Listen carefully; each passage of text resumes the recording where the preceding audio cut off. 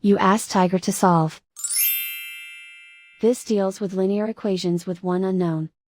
The final result is w equals 18. Let's solve it step by step. Simplify the expression. Simplify the arithmetic. Group all constants on the right side of the equation.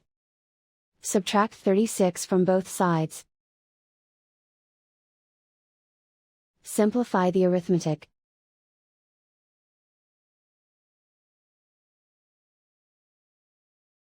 Isolate the w. Divide both sides by 8. Simplify the fraction.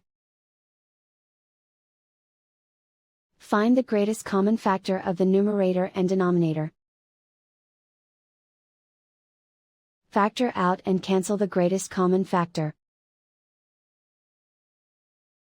And so the final result is w equals 18.